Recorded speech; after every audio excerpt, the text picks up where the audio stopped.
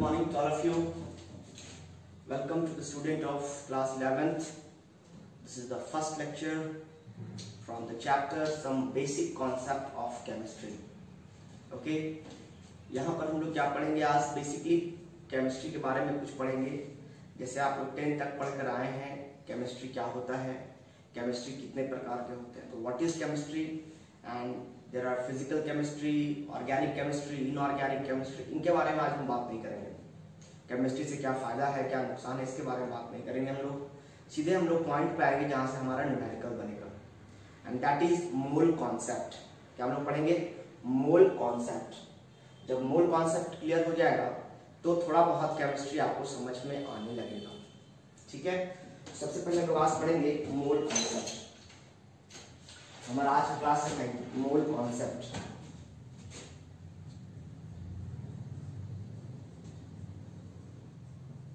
सबसे पहले सवाल आता है, केमिस्ट्री में अगर किसी को मोल कॉन्सेप्ट समझ में नहीं आया तो पूरा केमिस्ट्री तो समझ में नहीं आएगा। तो केमिस्ट्री को बेहतर तरीके से समझने के लिए मोल कॉन्सेप्ट को समझना बहुत जरूरी होता है। और मोल कॉन्सेप्ट को समझने के लिए आपका ड्यूटी है कि आपको 1 से लेकर के 30 तक, एटॉमिक नंबर 1 से लेकर के 30 तक के जितने भी एलिमेंट्स हैं, इनका एटॉमिक नंबर और एटॉमिक मास दोनों पता होना चाहिए। इनका एटॉमिक नंबर, एटॉमिक मास अगर याद नहीं है तो आपको दिक्कत आएगी, बार बार पीरियोडिक टेबल का सहारा लेना पड़ेगा। बात समझ में आ रहा है? तो आपको 1 से लेकर के आपका होमवर्क है, 1 से लेकर 30 तक के जितने भी एलिमेंट्स हैं उनका atomic number as well as उनका एटॉमिक मास आपको याद रखना है। ठीक है, अब हम लोग बात करते हैं मोल कॉन्सेप्ट क्या है, ये क्यों आया, जरूरत क्या है इसकी, और ये आपकी जिंदगी को कैसे प्रभावित करता है। सबसे पहले हम बात करेंगे क्या लेकर आपको हम समझाएं। जैसे मान लीजिए कि आपके पास, जैसे या मान लीजिए आपके पास पानी का बोतल है। इस पानी के बोतल में मान लीजिए कि इसमें इतना वाटर है, मान लीजिए कि इसमें इतना वाटर है। सपोज दैट इसमें 100 ग्राम वाटर है। कितना वाटर है? 100 ग्राम वाटर है। या मान लीजिए इसमें 100 ml वाटर है, 100 मिलीलीटर ऑफ वाटर है। कोई आपसे पूछेगा कि इसमें वाटर के कितने मॉलिक्यूल्स प्रेजेंट हैं, इसमें H2O के कितने मॉलिक्यूल्स प्रेजेंट हैं, तो आप आज तक पढ़ते आए हैं काउंटेबल नाउन, अनकाउंटेबल नाउन। तो आप बोलेंगे तो वाटर तो अनकाउंटेबल है, वाटर के मॉलिक्यूल को हम कैसे काउंट कर सकते हैं? नहीं काउंट कर सकते हैं। तो आप बोलेंगे इसका जवाब देना संभव नहीं है। लेकिन ऐसा नहीं है, केमिस्ट्री की यही तो खूबसूरती है। यानी आपके पास अगर वाटर रखा है सपोज दैट, और वाटर के अंदर उस जितना वाटर है उसके अंदर वाटर के कितने मॉलिक्यूल्स प्रेजेंट है, इवन कितने हाइड्रोजन एटम्स प्रेजेंट हैं, कितने ऑक्सीजन एटम्स प्रेजेंट हैं, वो आप सिर्फ देख करके बता सकते हैं।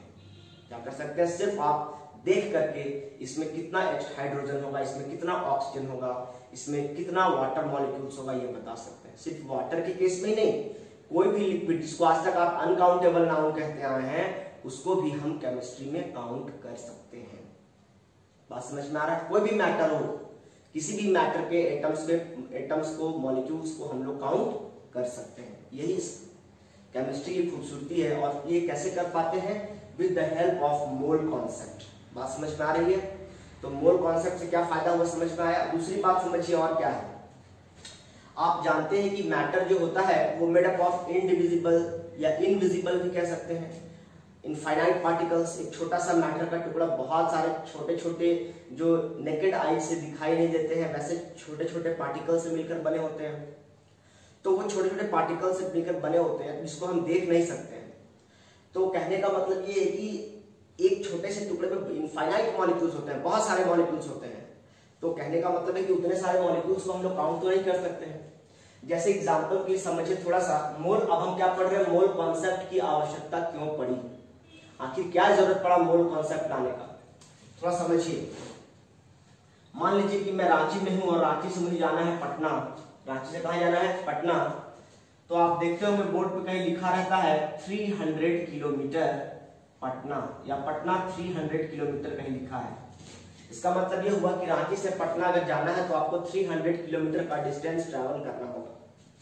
क्या अगर मान लीजिए उसी बोर्ड में अगर ऐसा लिखा रहता 30000000000000 0.0000 इंच, सपोज दैट कैसे लिखा रहता तो आपको क्या दिक्कत आती, इससे पहले बताइए।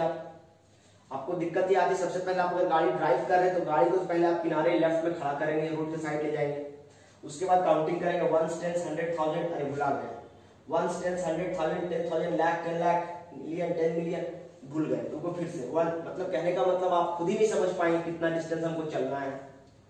तो आप दूसरे को, आपकी गाड़ी में बैठा है आपके पापा में, पूछेंगे कितना दूर जाना है तो क्या बताएंगे, उनका बता पाएंगे? आप खुद ही नहीं समझ रहे हैं तो दूसरे को कहां समझा पाएंगे। तो एक्चुअल में क्या था, डिस्टेंस को मेजर करने के लिए इंच तो था ही, फीट था ही, तो किलोमीटर लाने की क्या जरूरत थी? बात समझ में आ रहा है?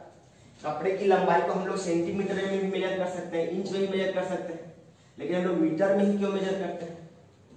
मेमोरी जो डेटा होता है, डाटा को हम लोग किलोबाइट में मेजर कर सकते थे, तो गीगाबाइट क्यों आया, टेराबाइट क्यों आया, योटाबाइट क्यों आया, योटाबाइट क्यों आया, ये सब क्यों आया? जब हम लोग किलोबाइट में मेजर या बाइट में मेजर कर ही सकते थे तो जीबी और टीबी लाने की क्या जरूरत थी? बात समझ में आ रही है? उससे क्या होगा, हमारा कैलकुलेशन इजी होगा, समझना और समझाना आसान होगा। जब 1 रुपया का नोट था ही तो मोदी जी को 2000 का नोट लेके आने का क्या जरूरत था? लाल लाल क्या जरूरत थी 2000 का नोट? ताकि जो नोट का जब नोटबंदी हुई थी उस टाइम पे करेंसी का बहुत क्राइसिस हो गया था। अगर 100 का नोट या 500 के नोट अगर एटीएम में आते तो एक आदमी 20,000 रुपया निकालता तो एटीएम ही खाली हो जाता 10 20 का नोट से। तो अगर 2,000 का नोट उसमें डाल दिया जाता एटीएम में तो जल्दी से जल्दी सब तक पैसा पहुंच जाता कि नहीं पहुंच जाता? और उससे क्या, अगर मान लीजिए हमको ऑडी खरीदने जाना है 40 लाख रुपए का, अगर हम 5-5 रुपए का नोट लेके जाएंगे तो ट्रक में रुपया भर के लेके जाना पड़ेगा, उतना पैसा गिनने के लिए स्टाफ चाहिए उतना सारा, जितना तू कमाएगा नहीं गाड़ी वाला उससे ज्यादा तो उसको स्टाफ में सैलरी देना पड़ जाएगा। लेकिन अगर 2-2 का नोट रहेगा तो क्या करेगा, इजीली वो काउंट कर पाएगा, कैलकुलेशन मिस्टेक कम होगा, है ना, नोट गिरने बार बार मिस्टेक नहीं होगा। तो कहने का मतलब जब 2 रुपए का नोट था तो 2000 लाने की क्या जरूरत थी? बिल्कुल वही बात है, जब इंच था ही तो किलोमीटर लाने की क्या जरूरत थी? जब बाइट था ही तो गीगाबाइट, और जैसे एक मूवी है 2 GB का है, 3 GB का है, 4 GB का है, ठीक है, तो कहने का मतलब बाइट में मेजर करते तो कितना, बहुत थाउजेंड्स ऑफ बाइट चला जाता, तो उसको किसी को बोलना समझाना समझना बहुत डिफिकल्ट हो जाता है। तो इसीलिए क्या होता है कि हम जानते हैं कोई मैटर का टुकड़ा होता है वो बहुत सारे छोटे छोटे पार्टिकल से मिलकर बना, लाखों करोड़ों पार्टिकल से मिलकर बना होता है। अब इतने सारे पार्टिकल्स को बार बार एक्सप्रेस करना 10 का पावर 23 इतना 0 लगाते रहना, उसमें क्या होता था, कैलकुलेशन इजी नहीं होता था, कैलकुलेशन बहुत डिफिकल्ट हो जाता था, और अगले बंदे को जो उसको हम समझा रहे हैं उसको समझा पाना बहुत मुश्किल होता था। तो हमने क्या कर दिया, ठीक जैसे मान लीजिए हम बोलते हैं कि 12 पीस के एक समूह को हम दर्जन बोल दिए, जब पीस था तो दर्जन लाने का क्या जरूरत था? जैसे 12 पीस के एक समूह को दर्जन कहते हैं, 2 पीसेस के क्या कहते हैं, पेयर कहते हैं या कपल कहते हैं। बात समझ में आ रहा है? 1024 मेगाबाइट के एक समूह को 1 गीगाबाइट कहते हैं, 1000 मीटर के एक समूह को 1 किलोमीटर कहते हैं, 100 सेंटीमीटर के एक समूह को 1 मीटर कहते हैं। ठीक उसी प्रकार 6.022 इंटू 10 का पावर 23 पार्टिकल्स के समूह को एक मोल कहते हैं। मोल समझ में आया क्या है? सो नंबर ऑफ पार्टिकल्स का एक समूह है। जैसे 2 पीस के समूह को जोड़ा कहते हैं, जैसे 12 पीस के समूह को एक दर्जन कहते हैं, जैसे 1024 मेगाबाइट के समूह को गीगाबाइट कहते हैं, ठीक उसी प्रकार से 6.022 इंटू 10 का पावर 23 पार्टिकल्स, ये पार्टिकल्स का मतलब एटम भी हो सकता है, मॉलिक्यूल्स भी हो सकते हैं और आयंस भी हो सकते हैं। तो इतने पार्टिकल्स के समूह को एक मोल कहते हैं। जैसे जोड़ा है, जैसे दर्जन है, उसी तरह एक शब्द है मोल। मोल का मतलब ये नहीं कि जो आप 10th क्लास के फॉर्म में भरते थे, mole in left cheek, mole in right nose, nose वो ईयर वो वाला नहीं है, तिल वाला नोज, मोल नहीं है ये। मोल का मतलब यहाँ पे समझ में आया, मॉलिक्यूल्स के, पार्टिकल्स के, एटम्स के, आयंस के समूह को, कितने एटम्स के समूह को, तो 6.022 इंटू 10 के पावर 23 पार्टिकल्स के समूह को एक मोल कहते हैं। बात समझ में आ रहा है? इससे क्या होता है बताओ, तुमको किसी को बोलने बोलेंगे 6.022 इंटू 10 का पावर 23 बोलना आसान है कि 1 मोल ऑफ एटम बोलना आसान है? जाहिर सी बात है 1 मोल ऑफ एटम बोलना आसान है, समझना भी आसान है, छोटे बच्चे को भी समझाना आसान है। इसीलिए हम लोगों ने क्या लेकर आया, मोल कॉन्सेप्ट लेकर आया। तो क्यों पढ़ रहे मोल कॉन्सेप्ट? ताकि साइंस यानी कि केमिस्ट्री का डेवलपमेंट ज्यादा जल्दी से हो सके, ज्यादा तेजी से हो सके और लाइफ को ज्यादा इजियर और स्टैंडर्ड बनाया जा सके। जितना आसान होगा उतना आसानी से लोग समझेंगे और उतना ज्यादा ना केमिस्ट्री का डेवलपमेंट होगा, एडवांस होगी दुनिया, टेक्नोलॉजी हाईटेक होगा। तो इसीलिए हम लोगों ने क्या किया, हम लोगों ने मूल कॉन्सेप्ट लेकर आया। तो मूल कॉन्सेप्ट लाने के पीछे की मजबूरी समझ में आई, यानी कि आपको परेशान करने के लिए लाया गया। नहीं बच्चों, ऐसी बात नहीं है, ठीक है। ये है बहुत इंटरेस्टिंग और बहुत ईजी है, बस 5 मिनट का समय दीजिए हमको। तो ये तो हो गया, आपको मोल कॉन्सेप्ट क्लियर हो गया कि मोल कॉन्सेप्ट क्यों आया, इससे क्या होता है, चीजें आसान होती हैं, ठीक है। तो याद रखिएगा। अब सवाल आता है कि 6.022 10 का पावर 23 कहां से आया। तो ये जैसे आप मान ली 100 पैसा का 1 रुपया होता है, 100 सेंटीमीटर का 1 मीटर होता है, ये कहां से आया, आप पूछा आज तक कभी नहीं पूछे, क्योंकि आपको ये बताया गया कि इतने समूह, इतने पीसेस के 12 पीसेस के समूह को दर्जन कहते हैं।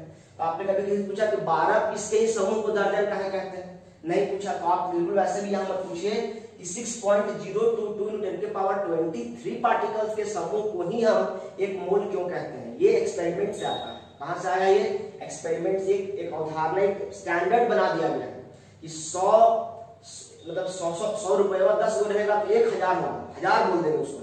ये क्या है, एक स्टैंडर्ड बना दिया गया है। 100 रुपया वाला 10 नोट रहेगा तो 1000 बन जाएगा। बिल्कुल उसी तरह से इसी को स्टैंडर्ड दिया गया। 6.022 × 10 की पावर 23 के समूह को 1 मोल कहते हैं।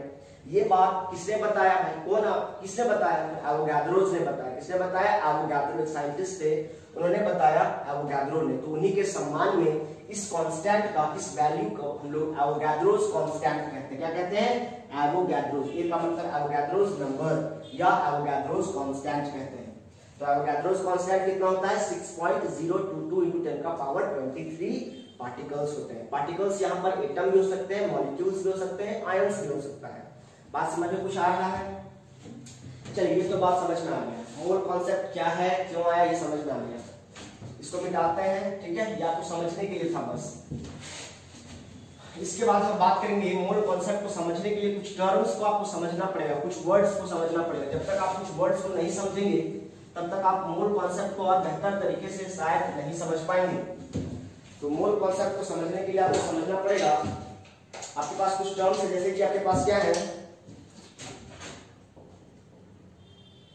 कुछ टर्म्स आपको समझना पड़ेगा। Atomic mass, molecular mass and molar mass, ये 3 शब्द को समझना पड़ेगा। Atomic mass, molecular mass,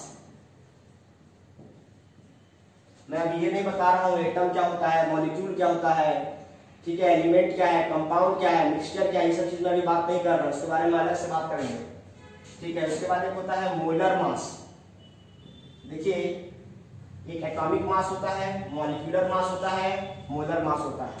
atomic mass का मतलब हुआ मास ऑफ 1 एटम। इसका मतलब क्या हो गया, मास ऑफ 1 एटम, एक एटम का मास, मास ऑफ 1 एटम। मॉलिक्यूलर का मास का मतलब क्या हो गया, नाम से ही क्लियर है, मास ऑफ 1 मॉलिक्यूल, एक मॉलिक्यूल के मास को हम लोग क्या बोलेंगे, मॉलिक्यूलर मास।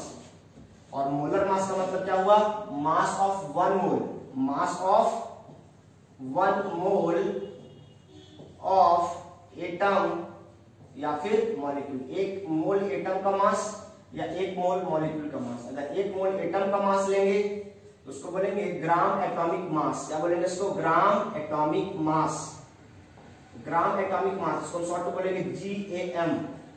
ये 1 मोल एटम का मास होगा। अगर मान लीजिए मगर एक मॉलिक्यूल का मास लेना होगा, इसको बोलेंगे ग्राम मॉलिक्यूलर मास। क्या बोलेंगे इसको, ग्राम मॉलिक्यूलर मास, और इसको शॉर्ट में लिखते हैं GMM। मोलर मास 2 तरह का होता है, ग्राम एटॉमिक मास और एक gram molecular mass. Gram atomic mass को GAM लिखते हैं, ग्राम मॉलिक्यूलर मास को GMM लिखते हैं।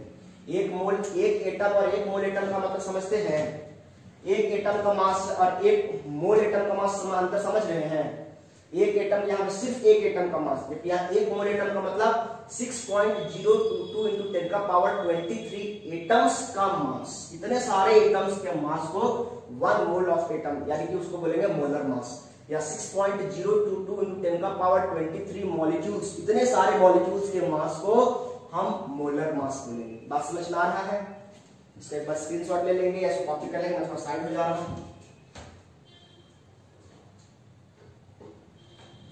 जैसे हम एग्जांपल देते हैं, इसके बाद इसको लिख लीजिएगा।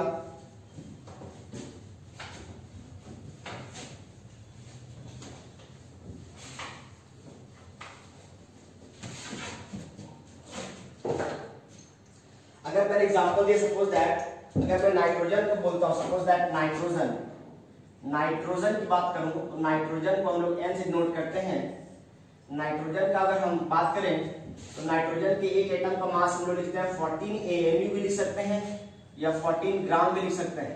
ठीक है, नाइट्रोजन के देखो ये क्या है, एटॉमिक मास है। ठीक है, ये क्या है, एटॉमिक मास है। इसको हम AMU भी लिख सकते हैं और इसको 14 ग्राम भी लिख सकते हैं। बात समझ में आ रहा है? एक्चुअल में क्या होता है, AMU का मतलब एटॉमिक मास यूनिट, इसका मतलब क्या होता है, एटॉमिक मास यूनिट। ये क्या हुआ, एक नाइट्रोजन के एक एटम का मास है, नाइट्रोजन के एक एटम का मास है। बात समझ में आ रहा है? और ये क्या है, नाइट्रोजन के एक मोल एटम का मास है, नाइट्रोजन के एक मोल एटम का मास, ये नाइट्रोजन के एक एटम का मास है, यानी कि नाइट्रोजन के एक एटम का मास है, जबकि ये 6.022 × 10 का पावर 23 एटम्स का मास है। अब सोच रहे हो दोनों तो 14 है दोनों, लेकिन आप नहीं देख रहे कि ये AMU है, ये ग्राम है। अभी हम वहां पर आपको समझा रहे हैं, क्लियर कर रहे हैं। ये 1 एटम है और ये 6.022 × 10 का पावर 23 एटम्स का मास है। ठीक है, और ये क्या है, सिर्फ एक एटम का मास है। देखिए एटम, एटॉमिक मास यूनिट क्या है, ये एक एटम का मास है। ठीक है, एटम के मास को हम लोग एटॉमिक मास यूनिट या सिर्फ यूनिट लिख सकते हैं, यू लिख सकते हैं, या फिर इसको हम क्या लिख सकते हैं, इसको हम डाल्टन्स लिख सकते हैं। क्या लिख सकते हैं, डाल्टन्स, यानी DA भी लिख सकते हैं, यानी एटॉमिक मास का यूनिट है, unit of atomic mass, unit of atomic mass. किसी एटम का, जैसे किसी चीज का यूनिट होता है ना जी, मास को हम लोग क्या मेजर करते हैं, ग्राम में, किलोग्राम, केजी में मेजर करते हैं। उसी प्रकार से एक एटम का मास। अब सवाल आता है एक एटम के मास को कैसे मेजर करेंगे आप? एक एटम के मास को मेजर करना बहुत डिफिकल्ट होता है। हम लोग क्या करते हैं, पूरा मैटर को हम लोग तौल देते हैं और उस मैटर में कितने मॉलिक्यूल्स है उससे डिवाइड कर देते हैं। नहीं समझा? जैसे ये इसका हमको इसमें एक एटम का मास मेजर करना है, तो एक एटम का मास कैसे मेजर करेंगे, नहीं कर पाएंगे। तो इसको हम क्या करेंगे, पहले टोटल इसको वजन कर लेंगे। जब इसका वजन टोटल निकल जाएगा उसके बाद इसमें जितने मॉलिक्यूल, जितने भी इसमें एटम्स हैं, उससे उसको क्या करेंगे, डिवाइड कर देंगे, तो उससे क्या निकल जाएगा, मास ऑफ ईच एटम निकल के आ जाएगा। समझ में आ रहा है? ये क्या है, यूनिट ऑफ एटॉमिक मास ऐसे निकालते हैं। अब सवाल ये आता है कि यूनिट ऑफ एटॉमिक मास कहां से आया, तो देखते हैं, थोड़ा समझिए इसको। मान लीजिए हमने एग्जांपल लिया, कार्बन का एग्जांपल लेते हैं, थोड़ा देर के लिए समझिए। मेरे पास क्या है, कार्बन, हम बात करते हैं कार्बन का। कार्बन का एटॉमिक नंबर 6 होता है और मास नंबर कितना होता है, 12। ठीक है, ये कार्बन एटम है। अब देखिए कार्बन जो है बेसिकली, अगर हम बात करते हैं कार्बन के बारे में, तो सपोज दैट अगर हम बात करें तो पूछेगा हमको कार्बन के कितने, कार्बन से किसी 12 भी नहीं होता है, कार्बन के 3 एटम्स भी होते हैं। ठीक है, कार्बन का एटॉमिक मास 12, 13, 14 वाला भी होता है, लेकिन 13, 14 वाला कार्बन जो होता है उसकी संख्या बहुत कम होती है एज कंपेयर। ये 98% अगर होगा तो C13 और C14 वाले आइसोटोप्स प्रकृति में बहुत कम मात्रा में पाए जाते हैं। बात समझ में आ रहा है? तो अगर देखिए कार्बन की अगर बात करें तो एटॉमिक नंबर 6 है, इसका मतलब ये हुआ कार्बन के एक एटम के पास 6 इलेक्ट्रॉन है और 6 प्रोटॉन है और 6 न्यूट्रॉन है। कार्बन के एक एटम के पास क्या है, 6 इलेक्ट्रॉन, 6 प्रोटॉन, 6 न्यूट्रॉन। और आप जानते हैं किसी भी एटम के पास एक न्यूक्लियस होता है। ठीक है, और न्यूक्लियस में क्या क्या होते हैं, प्रोटॉन और न्यूट्रॉन। अब आउटर मोस्ट ऑर्बिट में कितने इलेक्ट्रॉन है, 6 इलेक्ट्रॉन कैसे सेट होंगे, 2,4, क्या लिखेंगे, यहाँ पे 2 इलेक्ट्रॉन होगा फर्स्ट ऑर्बिट में और सेकंड ऑर्बिट में कितना इलेक्ट्रॉन होगा, 4 इलेक्ट्रॉन। अगर हम पूरा टोटल, इसका मतलब क्या है, इस कार्बन के एक एटम के अंदर क्या क्या है, अगर हमको मान लीजिए मास ऑफ कार्बन एटम निकालना होगा, ध्यान समझिएगा, मास ऑफ कार्बन एटम निकालना होगा तो क्या लिखेंगे, मास ऑफ इलेक्ट्रॉन, कितना electron, mass of 6 electron plus mass of 6 proton plus mass of 6 neutron, इन सबको जोड़ देंगे ना जी। भैया कहने का मतलब अगर हमको एटम का मास निकालना है तो एटम के अंदर क्या क्या चीज से मिलकर एटम बना है, 6 इलेक्ट्रॉन, 6 प्रोटॉन, 6 न्यूट्रॉन से मिलकर बना है। तो हम क्या लिखेंगे, मास ऑफ 6 इलेक्ट्रॉन। हम जानते हैं मास ऑफ इलेक्ट्रॉन कितना होता है, मास ऑफ इलेक्ट्रॉन होता है 9.1 × 10 का पावर -31 kg। अगर इसको ग्राम में लिखेंगे तो हो जाएगा 9.1 × 10 का पावर -28 ग्राम। अब उसी प्रकार मास ऑफ प्रोटॉन की बात करेंगे, प्रोटॉन को हम E+ भी लिख सकते हैं, ये कितना होता है भाई, 1.67 × 10 का पावर -27 ग्राम। ठीक है, उसी प्रकार से क्या हो जाएगा, मास ऑफ न्यूट्रॉन की बात करेंगे 1.67 10 का पावर -27 ग्राम, ठीक है। 9.1 kg 1.10 का पावर -27 ग्राम, 1.67 10 का power -27 gram. Mass of proton और mass of neutron nearly same होते हैं। मास ऑफ प्रोटॉन और mass of neutron generally same होते हैं, लेकिन जो मास ऑफ इलेक्ट्रॉन होता है वो मास ऑफ प्रोटॉन और मास ऑफ न्यूट्रॉन के कंपैरिजन में बहुत बहुत बहुत हल्का होता है।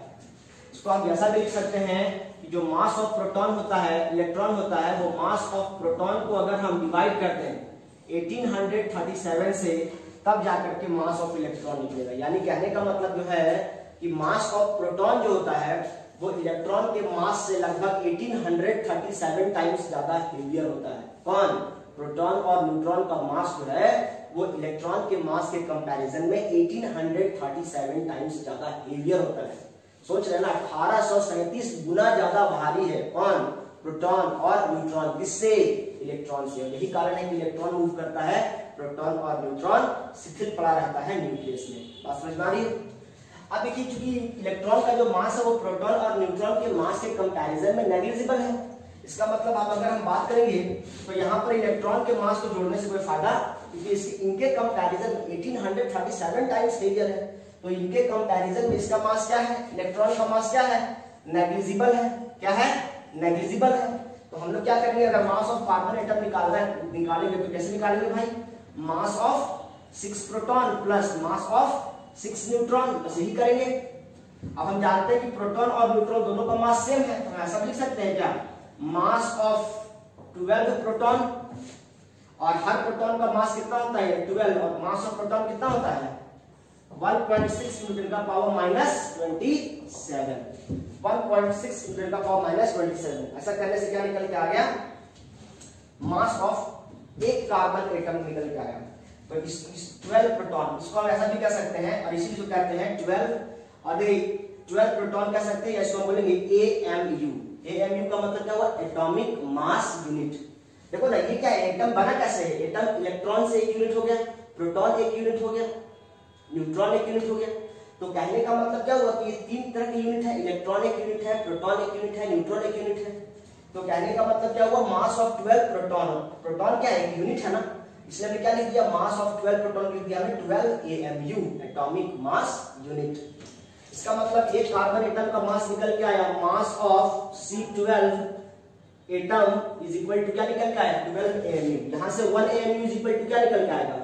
1 AMU इज इक्वल टू क्या जाएगा? 1/12 into mass of C12 atom. यहां से AMU निकालना है, तो ये 12 या मल्टीप्लाई इधर कैंसिल हो जाएगा डिवाइड में, तो 1 AMU इज इक्वल टू क्या जाएगा? 1/12 into mass of carbon atom. और यही है आपका डेफिनेशन 1 AMU का, यानी 1 एटॉमिक मास यूनिट क्या होता है? कार्बन एटम के मास का 12वां भाग होता है, 12वां हिस्सा होता है 1 एटॉमिक मास यूनिट। अब सवाल आता है कि कार्बन ही क्यों लिया जाता है हमेशा? 1 AMU is equal to 1 AMU is equal to 1 AMU is equal to carbon atom का 12वां भाग, तो कार्बन ही काहे लिया गया? 118 एलिमेंट है, तो कार्बन को काहे लिया गया भाई बेंचमार्क के तौर पर? तो एक बात समझिए,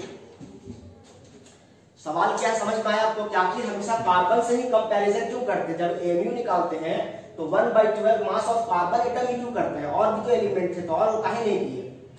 तो मान के चलिए कि अगर आपके पास, आपको मान लीजिए कि आपको आपके घर का मुखिया बनाना है, तो घर का मुखिया किसको बनाया जाएगा? घर का अगर मुखिया बनाना है तो घर का मुखिया किसको बनाएगा? उसी को बनाएगा ना जो हमेशा घर में रहता है। या गांव का मुखिया बनाना है तो गांव का मुखिया किसको बनाएगा? जो गांव में रहता है। कि बॉम्बे में जाए काम करता है उसको गांव का मुखिया बना दीजिएगा। यानी कहने का मतलब है कि गांव का अगर मुखिया बनाना है तो हम वैसे आदमी को चुनाव करेंगे जो उस गांव में रहता है। इसका मतलब, कहने का मतलब, चूंकि प्रकृति में एलिमेंट तो बहुत सारे हैं, लेकिन कार्बन का जो अबंडेंस है, कार्बन की जो प्रचुरता है, कार्बन की जो प्रेजेंस है वो बहुत ज्यादा है। किसी भी चीज में कार्बन होता है, आप जानते हैं। तो चूंकि कार्बन का अबंडेंस बहुत ज्यादा है, ये तो पहला कारण हो गया। दूसरा बात, अगर मान ली गांव में वैसा आदमी को मुखिया बनाएंगे क्या जो किसी को भी मारपीट कर देता है, तुरंत मारे से बात करता है, अरे मार देंगे, ऐसा कर देंगे, वैसा कर देंगे, उसको मुखिया बनाइएगा? मुखिया का मतलब क्या होगा? जो एकदम, अच्छा, मुखिया का मतलब क्या होता है कि जो बहुत ज्यादा तुरंत छोटा छोटा बात पे हाथ पैर चलाने में लगे, एकदम गोली चला दिया, बम चला दिया, वैसा आदमी को मुखिया नहीं बनाइएगा। तो मुखिया का मतलब क्या होना चाहिए? अच्छा, मुखिया ऐसा आदमी को भी नहीं बनाइएगा जो एकदम कुछ बोल भी नहीं करता है, चुपचाप पड़ा रहता है, जो करना है करो। यार वैसा आदमी को भी नहीं बनाइए जो हर बात बात पे छोटा छोटा बात पे भी बहुत बोलने लगता है, डांटने लगता है, वैसा आदमी को मुखिया नहीं बनाइएगा। इसका मतलब ये हुआ कि हम वैसे एलिमेंट को हम चूज करेंगे रेफरेंस के तौर पर जो बहुत ज्यादा रिएक्टिव भी नहीं हो और जो बहुत कम रिएक्टिव भी नहीं हो, बहुत ज्यादा बोलने वाला भी नहीं हो और बहुत कम बोलने वाला भी नहीं हो। तो उसमें देखा गया कार्बन ही एक ऐसा एलिमेंट था जो बहुत ज्यादा रिएक्टिव भी नहीं था और बहुत कम रिएक्टिव भी नहीं था। मतलब इसका जो रिएक्टिविटी था वो क्या था, मॉडरेट था। क्या था, मॉडरेट था। तो हम लोगों ने कार्बन को ही क्यों चूज किया भाई, कार्बन को ही क्यों चूज किया भाई? तो कार्बन के पीछे क्या था, इसका एक अबंडेंस था, मतलब प्रचुरता थी इसकी, प्रकृति में बहुत ज्यादा मात्रा में प्रेजेंट था। दूसरा क्या था कि ये मॉडरेट रिएक्टिव था। कैसा रिएक्टिव था, मॉडरेट रिएक्टिव था, बहुत ज्यादा ये रिएक्शन नहीं करता था। तो कार्बन के तो 3 एस्टोप्स होते हैं, C12, C13, C14। तो 12 को ही काहे लिया गया, क्योंकि उस समय जब लिया गया था C12 को उस वक्त 13 और 14 प्रेजेंट नहीं थे। 13 का और 14 का खोज नहीं हो पाया था, सिर्फ कार्बन के 12th वाले आइसोटोप्स का ही खोज हुआ था, इसीलिए इसके बारे में बात नहीं करते। और वैसे भी आज भी अगर हम अब खोज हो गया तो अब काहे कर देते हैं, क्योंकि इसकी जो मात्रा है अभी हमने क्या बताया, अबंडेंस होना चाहिए। प्रकृति में अगर 98% है तो ये दोनों मिला के 2% है। मतलब कार्बन का अगर 100% प्रकृति में अगर जो मौजूद है उसमें 98% यही वाला रूप प्रकृति में पाया जाता है और ये वाला रूप प्रकृति में बहुत कम मात्रा में पाया जाता है। यही कारण से हम लोग कार्बन को लेते हैं और कार्बन के भी C12 आइसोटोप्स को ही हमेशा एज अ रेफरेंस लेते हैं। बात समझ में आया? तो AMU का कॉन्सेप्ट समझ में आया? AMU क्या होता है, एटॉमिक मास यूनिट।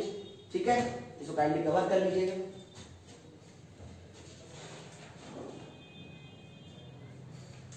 अब हम इसके बाद बात करते हैं कि AMU और ग्राम में क्या रिलेशन है।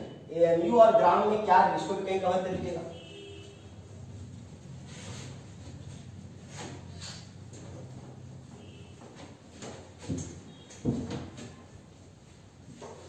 तो अगला हेडिंग देंगे रिलेशन बिटवीन AMU एंड, अभी आ रहे हैं हम मोल कॉन्सेप्ट पे आ रहे हैं।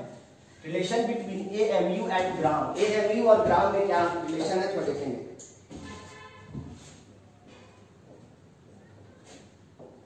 Relation between AMU atomic mass unit and gram.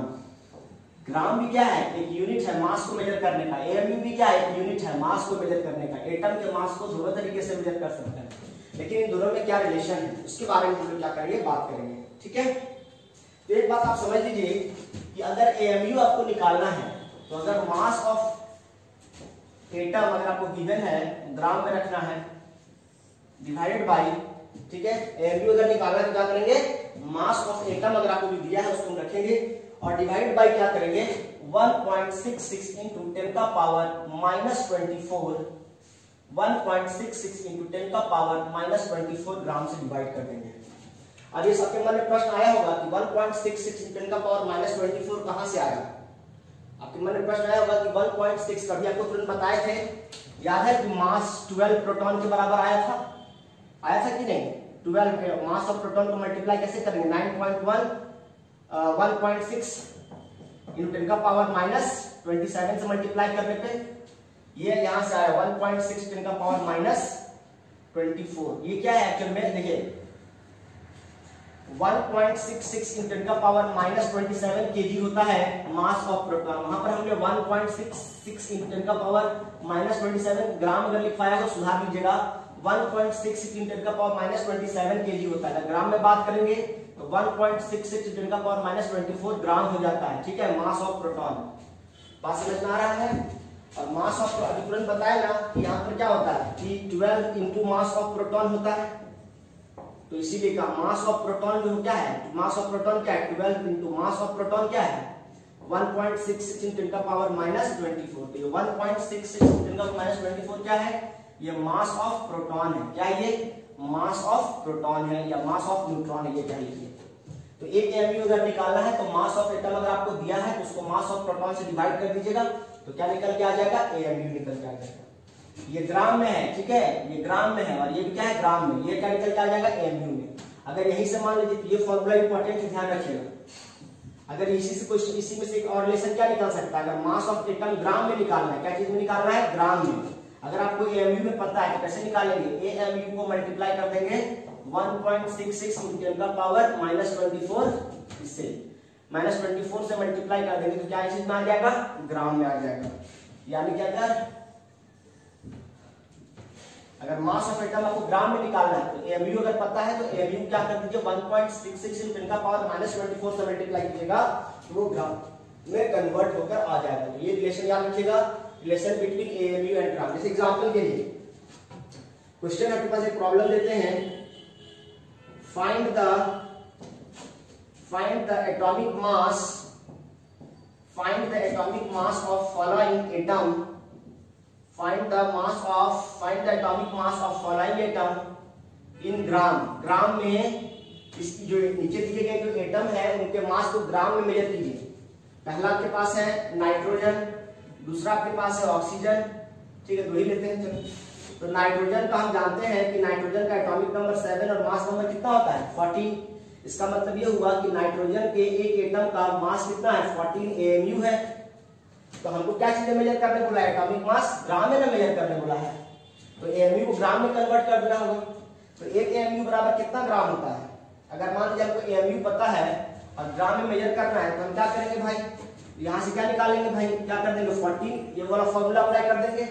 Mass of atom ग्राम में निकालना है और हमको एमयू पता है 14 एमयू, तो 14 इंटू 1.66, 14 इंटू 1.66 × 10⁻24 ग्राम।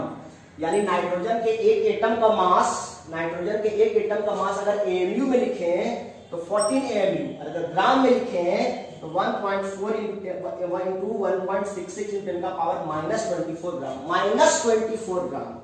यानी ग्राम में क्या हो गया -24 चला गया, जबकि दोनों सोच रहे हैं आप यहाँ 14 है, यहाँ 14 है, बट ये 14 AMU है और ये 14 इंटू 1.6 × 10⁻24 ग्राम है, तो छोटा ना हो गया ग्राम में।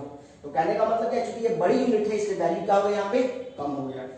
उसी प्रकार अगर मान लीजिए आपको ऑक्सीजन का निकालना है तो ऑक्सीजन का एटॉमिक नंबर होता है 8, मास नंबर होता है 16। इसका मतलब ऑक्सीजन के एक एटम का मास कितना है 16 AMU है। इसको कैसे में निकालना है, ग्राम में कन्वर्ट करना है, तो 16 इंटू AMU। AMU का मतलब क्या हो गया, AMU पता है आपको, इसमें ग्राम में निकालना है तो क्या किसे मल्टीप्लाई कर देंगे 1.66 × 10⁻24 से मल्टीप्लाई कर देंगे तो ये क्या चीज में निकल के आ जाएगा, ग्राम में निकल के आ जाएगा। इस प्रकार आप ऑक्सीजन का ग्राम निकाल सकते हैं, एक एटम को ग्राम में एक्सप्रेस कर सकते हैं, एमयू में एक्सप्रेस कर सकते हैं, उसको एमयू में नाइट्रोजन इसी प्रकार यहां भी कर सकते हैं। ठीक है, इसको एक बार लिख लीजिए।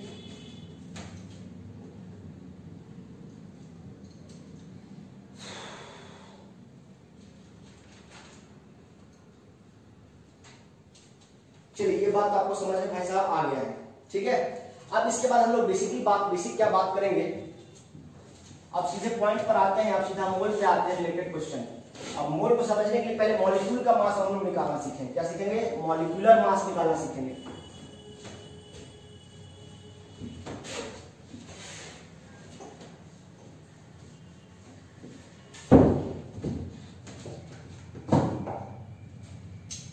देखिए सबसे पहले आपके पास समझिए मॉलिक्यूलर मास समझिए। अब मॉलिक्यूलर मास कैसे निकालते हैं, मॉलिक्यूलर मास का मतलब क्या सिखाए हैं, मॉलिक्यूल का मास, मोलर मास नहीं बोल रहा हूं मैं अभी, मॉलिक्यूलर मास बोल रहा हूं, मतलब मॉलिक्यूल का मास निकालना है। सपोज आपके पास क्या है H2O और H2O के एक मॉलिक्यूल का आपको मोलर मास निकालना, मॉलिक्यूलर मास निकालना है। तो देखिए कि हाइड्रोजन वाटर का एक मॉलिक्यूल किन किन एटम के मिलने से बना है, तो हाइड्रोजन के मिलने से बना है और ऑक्सीजन के मिलने से बना है। तो हाइड्रोजन का atomic number 1, mass number 1, oxygen का एटॉमिक नंबर 8 और मास नंबर 16। अब हाइड्रोजन के एक एटम का मास 1 है और यहाँ पर ऑक्सीजन के एक एटम का मास 16 है। अब बताइए कि इस मॉलिक्यूल में हाइड्रोजन के कितने एटम हैं, 2।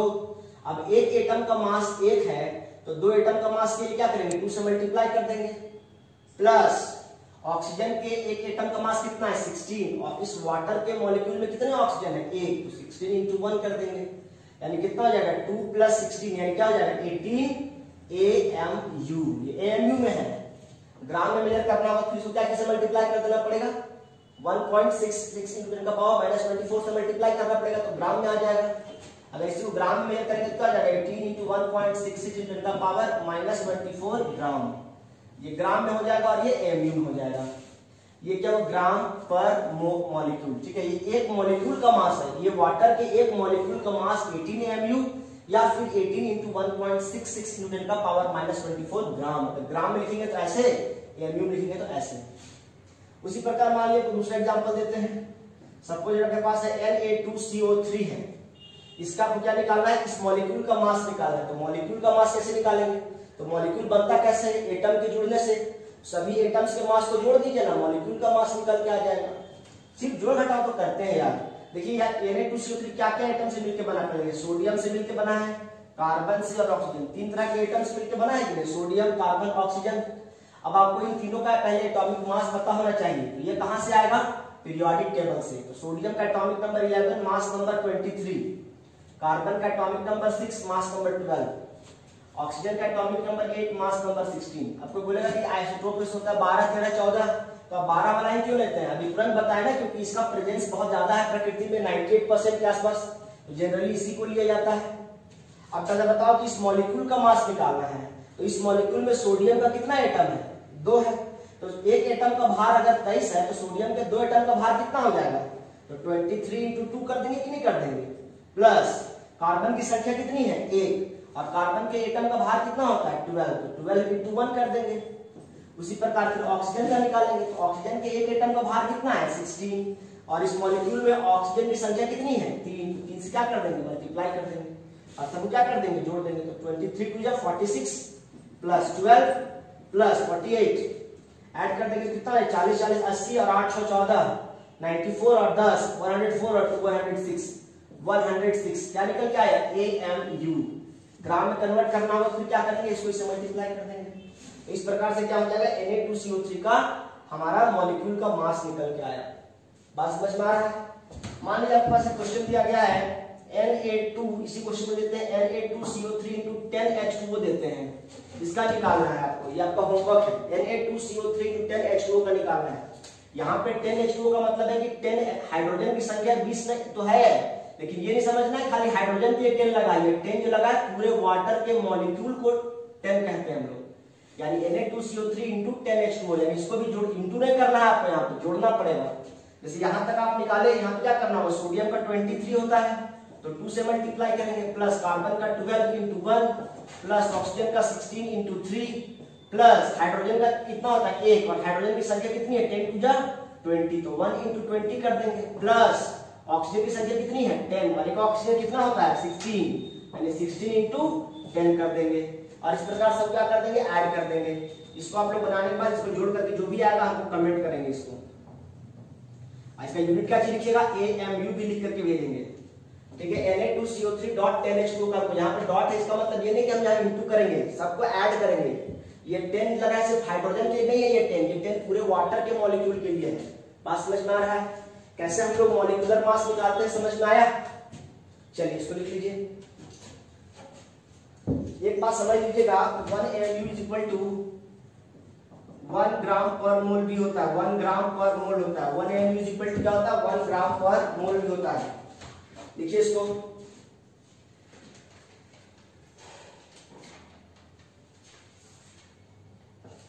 हो गया।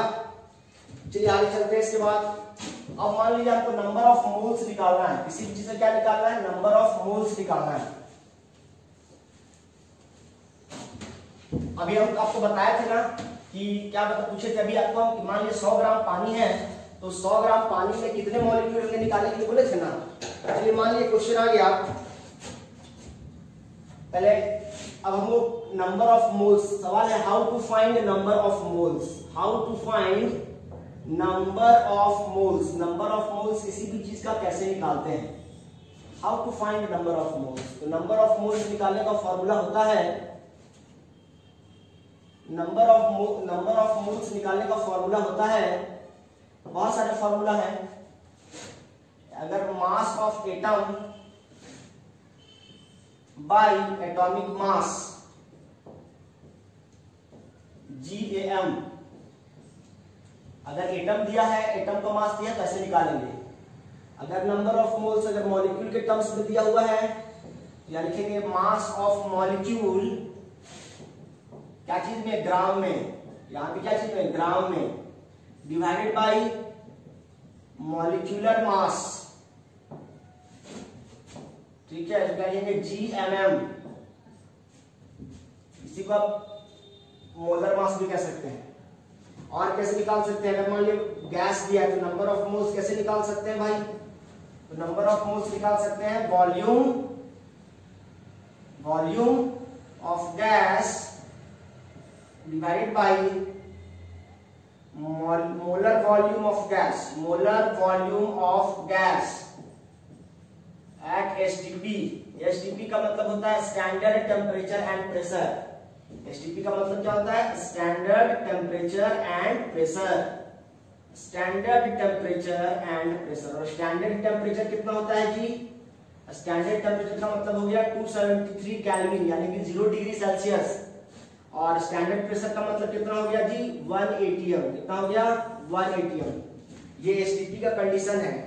एक बात मैंने अभी क्लियर नहीं किया, आपको कर देता हूं कि 1 मोल इज इक्वल टू, हमने क्या सिखाया, 6.022 10 का पावर 23 पार्टिकल्स होता है 1 मोल में। तो सॉलिड लिक्विड हो चाहे गैस कोई भी हो इसीलिए। लेकिन अगर गैस के बारे में बात करें तो गैस में इतने पार्टिकल्स का जो समूह होता है वो मिलकर कितना वॉल्यूम ऑक्यूपाई करता है, 22.4 लीटर एट एसटीपी। मतलब उतना टेम्परेचर इतना प्रेशर पर किसी भी गैस को रखिएगा, कोई भी दुनिया में गैस, कार्बन डाइऑक्साइड हो चाहे नाइट्रोजन हो चाहे कोई भी गैस हो, अगर कोई भी गैस को एसटीपी पर रखेंगे यानी 0 डिग्री सेल्सियस पर रखेंगे और 1 atm पर रखेंगे तो वो कितना वॉल्यूम ऑक्यूपाई करेगा, 22.4 लीटर। ये नहीं समझना है कि कार्बन डाइऑक्साइड के मॉलिक्यूल का साइज बड़ा होता है, नाइट्रोजन के मॉलिक्यूल का साइज छोटा होता है, ऐसी कोई बात नहीं है। अगर 1 मोल गैस है इसका मतलब वो 22.4 लीटर कंसीडर करेगा। यानी आपको यहाँ पे हमेशा नीचे में क्या रखना है, 22.4 लीटर रख देना है। बात समझ में आ रही है। ये 3 फॉर्मूला आपके पास है जिससे हम क्या निकालेंगे, नंबर ऑफ मोल्स निकाल सकते हैं। एक और तरीका है नंबर ऑफ मोल्स निकालने का, अवोगाड्रोस नंबर से। अगर मान लीजिए कि आपको क्या दिया हुआ है, मॉलिक्यूल्स दिया है, क्या दिया है, पार्टिकल्स दिया है, तो यहाँ पर क्या करेंगे, नंबर ऑफ मोल्स निकालने के लिए हम क्या करेंगे, अगर पार्टिकल की संख्या दी हुई है तो लिखेंगे यहाँ पर नंबर ऑफ पार्टिकल्स को डिवाइड कर देंगे एवोगाड्रोस नंबर से। किसे डिवाइड कर देंगे, एवोगाड्रोस नंबर से डिवाइड कर देंगे। एवोगाड्रोस नंबर को हम लोग Na से डिनोट करते हैं, नंबर ऑफ मोल्स को हम लोग स्मॉल n से डिनोट करते हैं। अगर नंबर ऑफ मोल्स निकालना हो उसको स्मॉल n से डिनोट करते हैं। ये 4 तरीके से आप नंबर ऑफ मोल्स निकाल सकते हैं। डिपेंड करता है क्या दिया है। अगर एटम का मास दिया है तो ये लगाएंगे, मॉलिक्यूल का मास दिया है तो ये लगाएंगे, गैस का वॉल्यूम दिया है तो ये लगाएंगे। अगर किसी का मास नहीं दिया है, खाली पार्टिकल की संख्या दी हुई है, नंबर ऑफ पार्टिकल्स, तो उस कंडीशन में हम ये लगाएंगे। यानी 4 तरीके से आप नंबर ऑफ मोल्स निकाल सकते हैं। बात समझ में आ रहा है। एक क्वेश्चन का आते हैं तो ज्यादा समझ में आएगा, इसको लिख लीजिए काइंडली। एसटीपी का मतलब समझ में आ गया ना, स्टैंडर्ड टेम्परेचर एंड प्रेशर। एक होता है SATP, standard ambient temperature and pressure. जब एसएटीपी बोलेगा तो वहां पे 23 डिग्री सेल्सियस 25 डिग्री सेल्सियस लेना पड़ता है। चलिए यहाँ पे ध्यान रखिएगा, टेम्परेचर को 0 मत पुट कर दीजिएगा, केल्विन में ही पुट कीजिएगा, क्योंकि जब भी आप एसआई पे नहीं पुट करेंगे तो आंसर नहीं आएगा। ठीक है, ये फॉर्मूलाज है। अभी मैं इसमें क्वेश्चन लगाता हूं। ठीक है, आपके पास क्वेश्चन है, सिंपल सा क्वेश्चन है, find the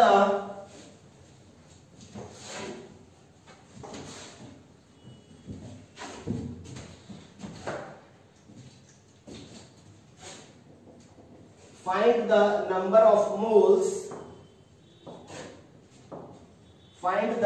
of moles present in 85 gram of ammonia. You have 85 gram ammonia और 85 ग्राम अमोनिया में कितने मोल्स प्रेजेंट है। आपको एटम नहीं पूछा है, आपको मॉलिक्यूल्स नहीं पूछा है, आपने पूछा मोल्स। कितने मोल्स मतलब किसके मोल्स प्रेजेंट होंगे। अमोनिया क्या है, एक मॉलिक्यूल है ना, तो 85 ग्राम अमोनिया क्या होता है, एक लिक्विड स्टेट में होता है जनरली। ठीक है, वो बहुत ठंडा होता है। ये एसी वगैरह में इसका इस्तेमाल करते हैं, रेफ्रिजरेटर वगैरह में इस्तेमाल करते हैं। यानी किसी चीज को ठंडा करने के लिए बेसिकली हम लोग क्या करते हैं, अमोनिया का इस्तेमाल करते हैं, क्योंकि ये हीट बहुत जल्दी एब्जॉर्ब करता है। क्योंकि इसका जो फ्रीजिंग पॉइंट होता है बहुत निम्न होता है इसका योग, तो ये क्या करता है, बहुत किसी भी चीज से पानी की गर्मी को भी अवशोषित कर लेता है। अगर 5 डिग्री सेल्सियस पर पानी है ना, तो भी उसकी गर्मी को क्या कर लेता है, एब्जॉर्ब करने की क्षमता रखता है। एक कंटेनर है, मान लीजिए आपके पास, इस क्वेश्चन को समझिए। क्वेश्चन क्या बोला है कि आपके पास एक कंटेनर है, इसमें मान लीजिए 85 ग्राम अमोनिया प्रेजेंट है। कितना अमोनिया प्रेजेंट है, 85 ग्राम। तो अगर 85 ग्राम अमोनिया है तो इसमें कितने मोल्स प्रेजेंट है वो निकालने बोला है सिर्फ। अब यहाँ पे क्या दिया है, यहाँ पर अमोनिया का मास दिया हुआ है, और अमोनिया क्या है, एक मॉलिक्यूल है। देखिए नंबर ऑफ मोल्स कैसे निकालते हैं, हम जानते हैं नंबर ऑफ मोल्स निकालने का फॉर्मूला होता है mass of molecule by molar mass of molecule, mass of molecule by molecular mass, mass of molecule in gram divided by क्या करते हैं, मॉलिक्यूलर मास करते हैं कि नहीं करते हैं, डिवाइडेड बाय मॉलिक्यूलर मास। ठीक है, या इसको आप क्या कर सकते हैं, मोलर मास भी लिख सकते हैं। ठीक है, जीएमएम या इसको जीएमएम को क्या कहते हैं, मॉलिक्यूलर मास भी कह सकते हैं। तो मास बाय मोलर मास या मोलर मास भी इसको लिख सकते हैं। ठीक है, मतलब एक मोल का मास। तो कहने का मतलब नंबर ऑफ मोल्स कैसे निकालते हो, सिंपल क्वेश्चन बनाना सीखो, ज्यादा फोकस करो। तो नंबर ऑफ मोल्स कैसे निकालते हैं, मास बाय मोलर मास। अब बताइए क्या अमोनिया जो है इसका मास कितना दिया हुआ है, 85 ग्राम। यहाँ पे क्या रख दीजिएगा, 85 ग्राम। अमोनिया का मॉलिक्यूलर मास कैसे निकालेंगे, देखो अमोनिया कैसे बना है, NH3 है। अब नाइट्रोजन और हाइड्रोजन से मिलकर बना है, तो नाइट्रोजन का एटॉमिक नंबर 7 और मास नंबर 14, हाइड्रोजन का एटॉमिक नंबर 1, मास नंबर 1। अब नाइट्रोजन के एक एटम का भार कितना है, 14। अमोनिया में कितने मॉलिक्यूल प्रेजेंट है, नाइट्रोजन अमोनिया के मॉलिक्यूल में नाइट्रोजन के कितने एटम प्रेजेंट है, एक। तो एक का भार 14, 14 1 जा 14। एटम का भार हम लोग को पता है और मॉलिक्यूल का भार निकालना है, तो जोड़ देंगे ना जी। अब हाइड्रोजन के एक एटम का भार 1 है, तो 3 के लिए कैसे क्या करेंगे, 3 से गुना कर देंगे। तो 14 + 3 क्या हो जाएगा, 17 ग्राम पर मोल। ये क्या निकल के आएगा, 1 या 17 ग्राम पर मोल। ये मॉलिक्यूलर मास निकल के आ गया, मोलर मास निकल के आ गया। तो हम यहाँ पे क्या करेंगे, 17 ग्राम पर मोल। ग्राम से ग्राम कटेगा, 17 5 था 85, यानी क्या निकल के आया, 5 मोल निकल के आया। नंबर ऑफ मोल्स निकाल रहे हैं, तो पूछे इधर बस कितना पॉइंट है, कब लो 1460। नंबर ऑफ मोल्स पूछे इधर बस कितना रुपया है, कब लोगे 100 पैसा, 100 रुपया। इसका मतलब क्या हुआ, नंबर ऑफ मोल्स अगर तुमसे पूछा जा रहा है, तुम उसको आंसर मोल में देना चाहिए। देखो मोल में आया भी है, तो क्या हो गया, नंबर ऑफ मोल्स कितना निकल के आया भाई, 5 मोल। इसका मतलब ये हुआ कि इस 85 ग्राम अमोनिया में कितने मोल्स ऑफ अमोनिया प्रेजेंट है, तो 5 मोल। 85 ग्राम अमोनिया में कितने मोल है, 5 मोल। तो नंबर ऑफ मोल्स कैसे निकालते हैं, सिंपल याद रखना है, मास बाई मोलर मास। क्या रखना है, mass by molar mass. Mass by molar mass करेंगे तो नंबर ऑफ मोल्स निकल जाएगा। ठीक है, आपको एक दूसरा क्वेश्चन लिख करके आपको बताइए, एक प्रॉब्लम आपको देते हैं हम, find the number of moles present in 180 gram of urea. Find the number of moles present, 180 gram urea आपके पास है, तो उस 180 ग्राम यूरिया में कितने मोल्स प्रेजेंट है वो जरा निकाल के बताइए। तो यूरिया का फॉर्मूला आपको पता होना चाहिए। यूरिया का फॉर्मूला होता है NH2CO NH2। ठीक है, ये यूरिया का क्या है, मॉलिक्यूलर फार्मूला पता है आपको, होना चाहिए NH2CO NH2। Find the number of moles present in 180। ये सब क्वेश्चन में लिखा रहेगा, घबराने की जरूरत नहीं है। ठीक है, तो आपको पीरियोडिक टेबल से पहले इनका एटॉमिक मास सबका पता होना चाहिए। नाइट्रोजन कितना होता है, नाइट्रोजन का atomic number 7, mass number 14। Hydrogen का एटॉमिक नंबर 1 भी, मास नंबर भी 1। कार्बन का एटॉमिक नंबर 1, मास नंबर 6 और 12। ऑक्सीजन कितना होता है, 8 और 16। बस इतने ही तो एटम है, 4 प्रकार के, nitrogen, hydrogen, carbon, oxygen. Cobalt नहीं समझिएगा, कोबाल्ट ऐसे लिखते हैं, C बड़ा लिखते हैं, छोटा सा O लिखते हैं। लेकिन अगर CO दोनों बराबर साइज का लिखा है तो हम क्या समझेंगे, कार्बन मोनोऑक्साइड लिखा हुआ है। ठीक है, इसका मतलब कोबाल्ट, इसका मतलब कार्बन मोनोऑक्साइड।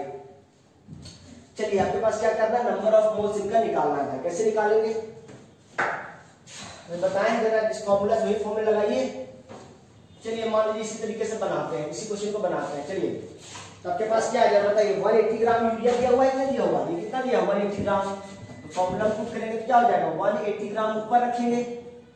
और मॉलिक्यूलर मास कैसे निकालेंगे यूरिया का, जो बताओ।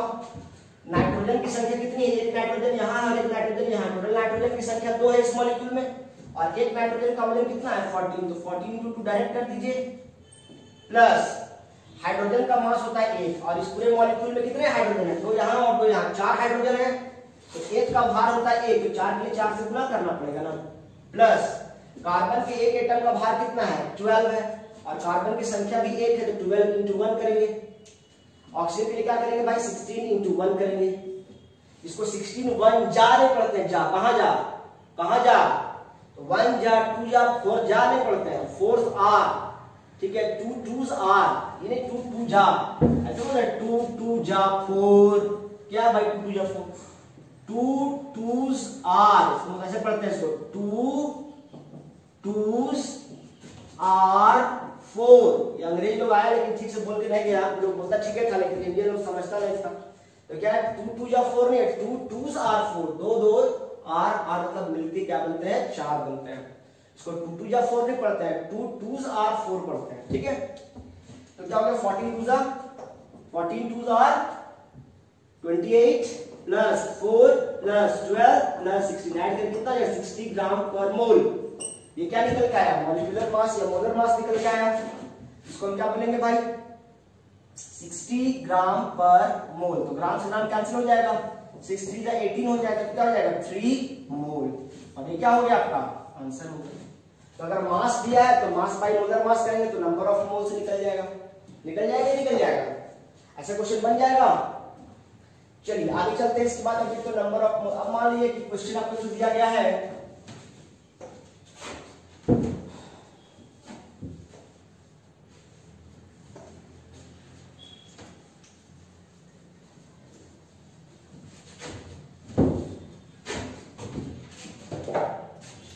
क्या क्वेश्चन है भाई, मान लीजिए कोई क्वेश्चन देता है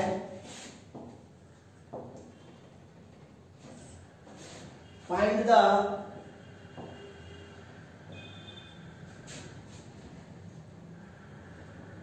number of moles present in 720 gram of glucose, also find the number of atoms present of each element in glucose। Glucose में जितने भी एलिमेंट हैं उन सभी के कितने एटम्स प्रेजेंट हैं वो निकाल के दिखाना है। क्वेश्चन थोड़ा सा बड़ा हो गया, यही क्वेश्चन एग्जाम में आएगा, बहुत इंपॉर्टेंट है ये क्वेश्चन, मतलब डेटा चेंज होगा बाकी पैटर्न यही रहेगा। क्वेश्चन को ध्यान से समझिएगा। क्वेश्चन क्या बोल रहा है आपको कि find the number of moles present in 720 gram of glucose. तो ग्लूकोज का फार्मूला आपको दिया रहेगा, घबराने की जरूरत नहीं है, C6H12O6, ठीक है। और आपको क्या क्या दिया रह सकता है, कुछ नहीं दिया रहेगा। कार्बन का एटॉमिक नंबर 6 ये आपको पता होना चाहिए खुद से, हाइड्रोजन का atomic number 1 mass number 1, oxygen का एटॉमिक नंबर 8 मास नंबर 16, ये आपको याद रखना चाहिए। ये कहां से मैंने लिखा, पीरियोडिक टेबल से। कहां से लिखा है हमने, पीरियोडिक टेबल से। आपको मैंने बोला 30 तक याद रखने के लिए। अब हमको क्या करना है भाई, इसका नंबर ऑफ मोल्स निकालना है। तो नंबर ऑफ मोल्स पहला स्टेप में क्या करेंगे, नंबर ऑफ मोल्स निकाल लेते हैं डायरेक्ट। तो नंबर ऑफ मोल्स कैसे निकालते हैं बताओ जरा, मास बाई मोलर मास निकालते हैं डायरेक्ट, मास ग्राम में बाई मोलर मास। जिसका नंबर ऑफ मोल्स निकाल रहे हैं उसी का मास उसी का मोलर मास। अगर मेरी शादी है तो दूल्हा मैं ही बनूंगा ना, तो अगर ग्लूकोज का नंबर ऑफ मोल्स निकाल रहे हैं तो ग्लूकोज का ही मास रखेंगे और ग्लूकोज का ही मोलर मास रखेंगे। मोलर मास को हम लोग क्या कहते हैं, ग्राम पर मोल में रखते हैं, ग्राम पर मोल। मोलर मास मतलब एक मोल का मास, तो क्या लिखेंगे, ग्राम पर मोल लिखेंगे।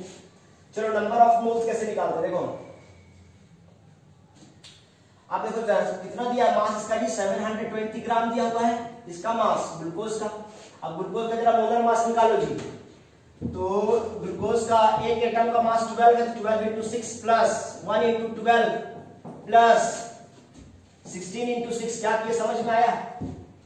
अरे भाई कार्बन के एक एटम का भार 12 है और इस मॉलिक्यूल में कितने कार्बन है, 6।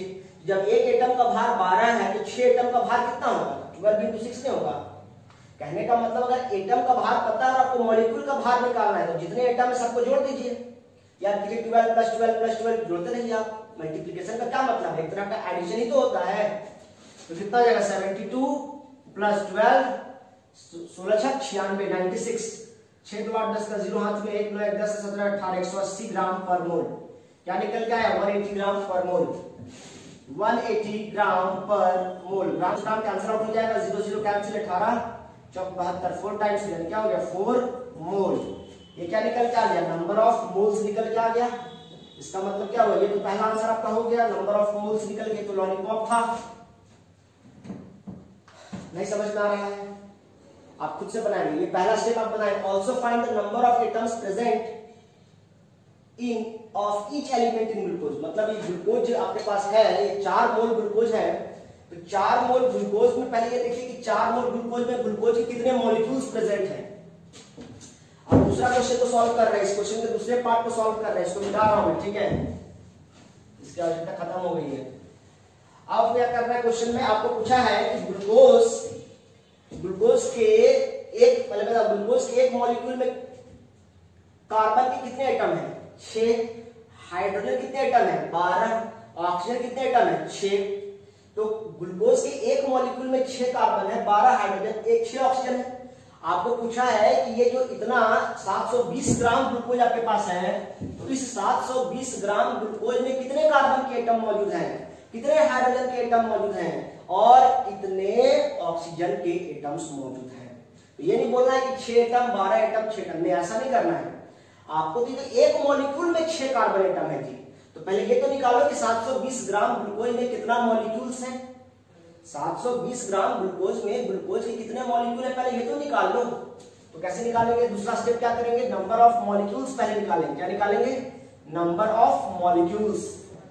किसका molecules? Number of molecules of glucose in, इसमें 720 ग्राम में ग्लूकोज के कितने मॉलिक्यूल्स प्रेजेंट हैं। तो कैसे निकाल, देखो आप जानते हैं कि 1 मोल किसी भी चीज का होता है तो 1 मोल इज इक्वल टू क्या होता है? 6.022 10 का पावर 23 पार्टिकल्स होता है। 1 मोल केला है, 1 मोल केला का मतलब इतना केला हो गया। 1 मोल कुर्सी है, इसका मतलब इतने मोल, इतने पार्टिकल्स ऑफ कुर्सी हो गए।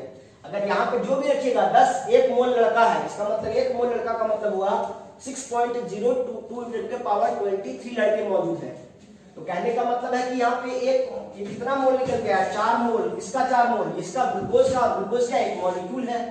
तो हम बोलेंगे जब 1 मोल ग्लूकोज में कितने मॉलिक्यूल हो सकते हैं, तो बताइए 4 मोल में कितने हो जाएंगे? 1 मोल में कितने मॉलिक्यूल्स हैं, जितने पार्टिकल्स हैं। तो 4 मोल में, यही हम कहां से जानते हैं? वी नो दैट, ये तो हम जानते हैं कि 1 मोल मतलब इतने पार्टिकल्स होते हैं। पार्टिकल का मतलब एटम, मॉलिक्यूल या आयंस कुछ भी हो सकता है, जहां जैसे जरूरत पड़े वैसा। यहाँ पर क्या चीज है? ये मॉलिक्यूल है, इसलिए यहाँ पर 1 मोल इज इक्वल टू इतने मॉलिक्यूल्स हो जाएंगे। तो 1 मोल का मतलब इतने मॉलिक्यूल्स। 4 मोल के लिए क्या करना पड़ेगा? 4 से गुना करेंगे।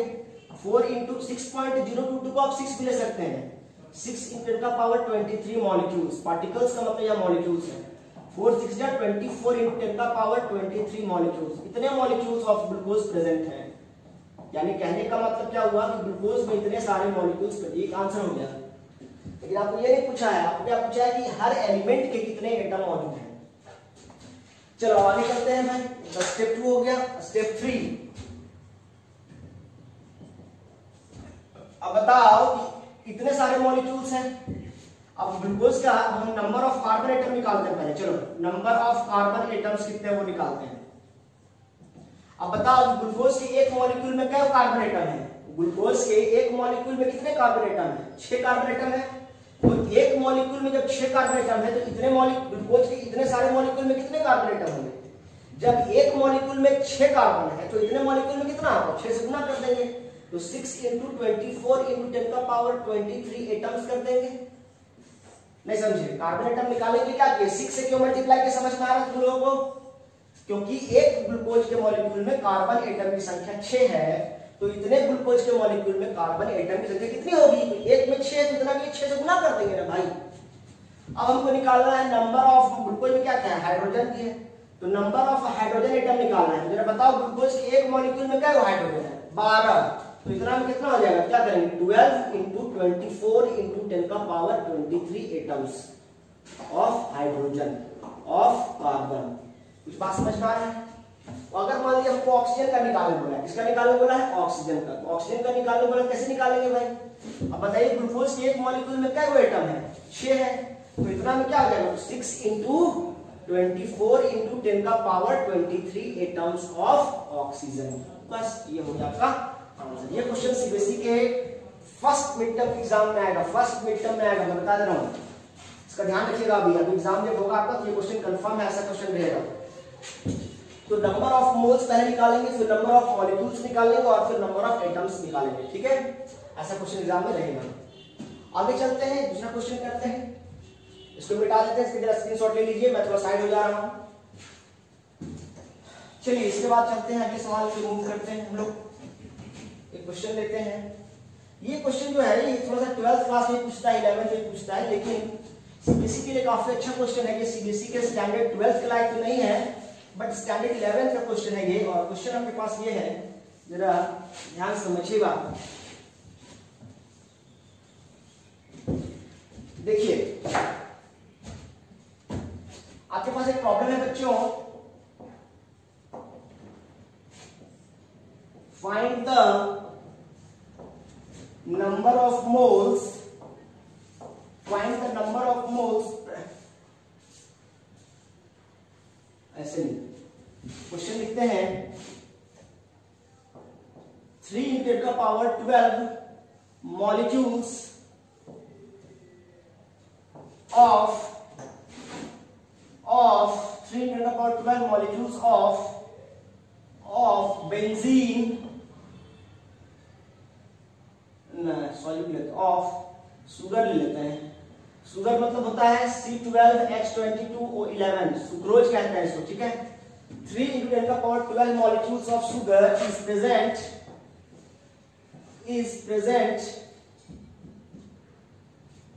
in a solution, find the number of moles of sucrose। ठीक है, कहता क्या है कि एक सॉल्यूशन है और उस सॉल्यूशन में क्या कहता है कि शुगर के जो मॉलिक्यूल्स हैं वो कितने हैं, 3 into 10 के पावर 12 मॉलिक्यूल्स हैं। तो बताइए कि इतने मॉलिक्यूल्स मतलब अगर इसको मोल में बात करेंगे तो कितने सुक्रोज के कितने मॉलिक्यूल्स हैं। शुगर इसी को लिख दीजिए, सुक्रोज, कंफ्यूज मत होइएगा, शुगर को ही हम लोग क्या बोलते हैं, सुक्रोज बोलते हैं। देखिए अभी तक हम लोग नंबर ऑफ मोल्स निकालने के क्या करते थे, मास बाय मोलर मास करते थे। इस बार क्वेश्चन में मास नहीं देने क्या दिया है, क्वेश्चन में मॉलिक्यूल दिया है। तो कैसे निकालेंगे, तो घबराना नहीं है, हम इसको सॉल्व कैसे करेंगे। वी नो दैट हम क्या जानते हैं कि 6.022 into 10 के पावर 23 मॉलिक्यूल्स, किसी भी चीज के इतने मॉलिक्यूल्स मिल करके क्या बनाते हैं भाई, एक मोल बनाते हैं ना। तो इतने मॉलिक्यूल्स मिलकर एक मोल बनाता है। तो एक मॉलिक्यूल कितना मोल बनाएगा जी, तो 1 मॉलिक्यूल कितना बनाएगा, 1 बाई, ये वाला डिवाइड चला जाएगा, 1 बाई 6.022 10 का पावर 23 मोल हो जाएगा, नहीं हो जाएगा। इतने मॉलिक्यूल जब एक मोल बनाते हैं तो एक मॉलिक्यूल इतना मोल बनाएगा, और जब एक मॉलिक्यूल इतना मोल बनाएगा जी तो इतने मॉलिक्यूल कितना मोल बनाएंगे जी, देयरफॉर 3 into 10 का पावर 12 मॉलिक्यूल्स कितने मोल बनाएंगे। तो एक का पता है, इसका निकालेंगे, इसे गुना कर देंगे, तो क्या करेंगे 1 बाई 6.022 10 का पावर 23 और इसको मल्टीप्लाई करके से कर देंगे 3 into 10 का पावर 12 से मल्टीप्लाई कर देंगे और इतने मोल ये क्या हो जाएगा आपका आंसर। तो सॉल्व कैसे करेंगे भाई, 6.022 को आप क्या मान सकते हैं, 6 मान सकते हैं। 3 2 जा, थोड़ी देर के लिए 6 हो गया, यानी क्या बच गया आपके पास, ऊपर में बच गया 10 का पावर 12 और नीचे क्या बच गया 10 का पावर 23 इंटू 1 बाई 2 बच गया इसके आपके पास, 1/2 हो जाएगा। तो 1/2 का मतलब क्या हो गया 0.5 इंटू, देखो 10 का पावर 12 ऊपर में है और 23 नीचे में, तो ऊपर जाके क्या हो जाएगा -23 हो जाएगा ना पावर, याद है ना आपको भाई। ये तो जानते होंगे बच्चे 10th क्या आए पढ़ करके, तो जो डिनोमिनेटर में रहता है अगर बेस सेम होता है तो ऊपर जाने पर पावर माइनस हो जाता है कि नहीं हो जाता है, तो माइनस होगा। तो 12 में से क्या 23 कितना बचेगा, 12 8 20 और 3 8 3 11, यानी क्या हो गया 0.5 इंटू 10 का पावर -11, ये क्या हो गया इतने मोल्स, ये क्या निकल के आया इतना मोल्स, और ये क्या हो गया आपका आंसर हो गया। तो मोल निकालने बोला, अगर आपको उल्टा भी कर सकते हैं, मॉलिक्यूल दिया है तो मोल निकाल सकते हैं, मोल दिया तो मॉलिक्यूल निकाल सकते हैं, कुछ भी निकाल सकते हैं, बात समझ में आ रहा है। तो अगर मॉलिक्यूल दिया रहेगा तो घबराना नहीं है, क्वेश्चन छोड़ के नहीं आना, ये क्वेश्चन भी इंपॉर्टेंट है, मैं ये क्वेश्चन करा रहा हूँ आपके दिमाग में होना चाहिए। यानी हमने यहाँ क्या लगाया है, यूनिटरी मेथड लगाया है। क्या लगाया है बच्चों, यूनिटरी मेथड लगाया है। हम जानते हैं वी नो दैट 6 इतने मॉलिक्यूल के समूह को एक मोल कहते हैं, तो एक मॉलिक्यूल इतना बना दिया, तो इतना मॉलिक्यूल क्या, तो 5 क्लास में पढ़े यार यूनिटरी मेथड, इसी को लगा, यहाँ तो केमिस्ट्री लगा ही नहीं है यार, यहाँ तो खाली गणित लग गया, बात समझ में आ रहा है। एक और क्वेश्चन लेते हैं प्यारा सा, जरा लिख लो, किसी कोई डाउट हो तो मुझे कमेंट सेक्शन में कमेंट कर सकते हैं आप, ठीक है। ओके, क्वेश्चन आपके पास, calculate the number of moles. दो क्वेश्चन, इसके बाद एक और क्वेश्चन कराएंगे, दो क्वेश्चन के बाद छुट्टी हो जाएगी आप लोगों की आज की class.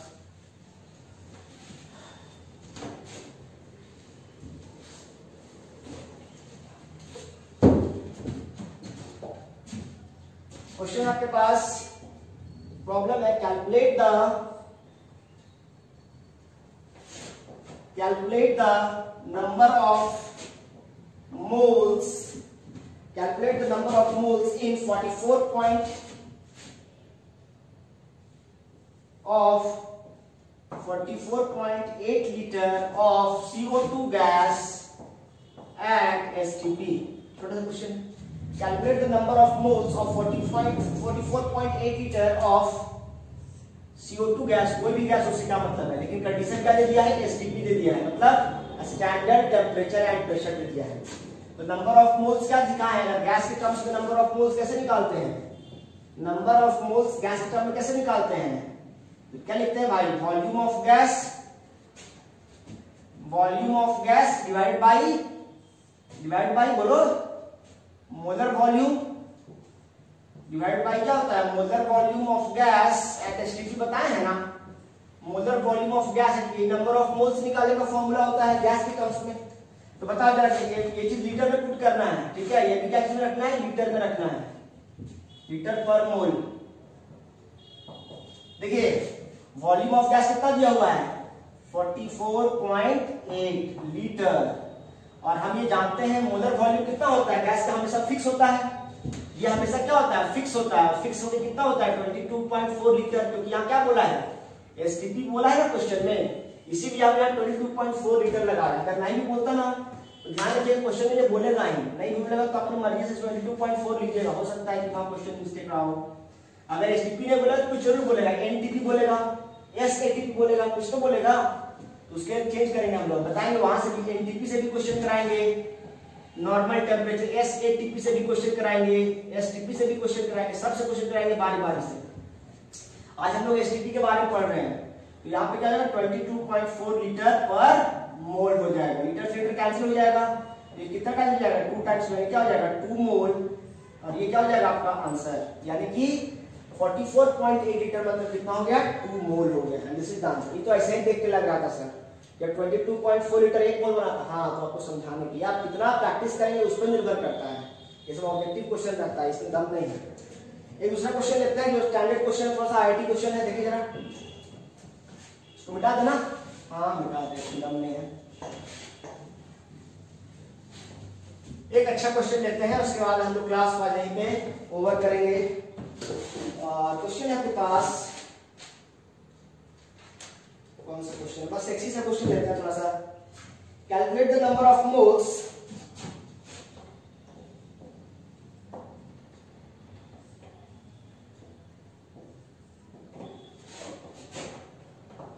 calculate the number of moles in, कुछ भी ले लो ना, 400 मत लो इसको, 370 ले लो, 370 सेंटीमीटर क्यूब, थोड़ा क्वेश्चन चेंज करते हैं, 370 सेंटीमीटर क्यूब लेते हैं of nitrogen gas at of N2 at 273 kelvin, और चेंज क्वेश्चन को और स्टैंडर्ड बनाते हैं, 2 ATM कर देते हैं, लो फंसो अब, calculate the number of moles, देखो 273 केल्विन अगर 1 ATM रहता तब तो एसटीपी लग जाता, लेकिन बेटा यहाँ पे एसटीपी लगने का सवाल नहीं लग रहा है, यहाँ पे 2 ATM कर दिया है। Calculate the number of moles in 370 centimetre cube, अरे यहाँ पे सेंटीमीटर क्यूब दे दिया, एक यहाँ घबराने की जरूरत नहीं, यहाँ पे क्या दिया है तुमको सोच बताओ, यहाँ पे क्या निकालने बोला है, नंबर ऑफ मोल्स निकालने बोला है ना, सबसे पहले तुमको नंबर ऑफ मोल्स निकालने बोला, और क्या दिया है, वॉल्यूम दिया है, टेम्परेचर दिया है और प्रेशर दिया है। तो यहाँ पे वॉल्यूम तो दिया है, लेकिन ये जो वॉल्यूम दिया है, आप नंबर ऑफ मोल्स अगर निकालेंगे तो नंबर ऑफ मोल्स निकालते हैं, बहुत बच्चा क्या करेगा, देखो कैसे गलती करेगा, नंबर ऑफ मोल्स निकालने का फॉर्मूला होता है वॉल्यूम बाई मोलर वॉल्यूम, अभी तुरंत सिखाए हैं, volume by molar volume, volume देते किया है 370, एक बात जान लो 1 centimetre cube is equal to होता है बच्चों 1 मिलीलीटर, याद रखना आपने, हेमोग्लोबिन में बसा लो इस बात को, डीएनए तक जाने दो, 1 सेंटीमीटर क्यूब बराबर क्या होता है 1 मिलीलीटर होता है। अगर सेंटीमीटर क्यूब को ml में कन्वर्ट करेंगे तो 1 सेंटीमीटर क्यूब बराबर क्या होता है 1 मिलीलीटर होता है। तो 370 अगर यहाँ पे सेंटीमीटर क्यूब लिखा है इसका मतलब 370 ml दिया है।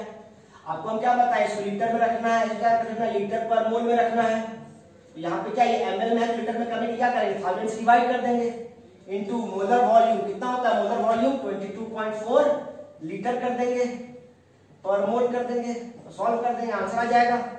और इसको बना देगा सोचेगा हम तो गर्दा उड़ा के आए हैं सर एकदम तबाही मचा दी है लेकिन क्या करके आए हैं बाबू गलत बना के आए हैं। काहे भैया क्या गलती हो गया ई वाला कब पुट करते हैं 22.4 लीटर जो आप पुट करते हैं मोलर वॉल्यूम ये कब पुट करते हैं जब आपका एसटीपी रहता है तब ना।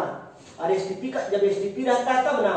और एसटीपी का मतलब क्या होता है 1 atm और 273 केल्विन एसटीपी तब ना होता है। और ये वाला कंडीशन रहेगा तब ना इसको पुट करेंगे। यहाँ पे एसटीपी बोला है क्वेश्चन में नहीं बोला प्रेशर कितना दे दिया 2 atm। अगर ये 273 केल्विन देकर के यहाँ 1 atm देता तब आप यहाँ बनाते तो गलत नहीं होता। एक ये काल उलझ गया यार।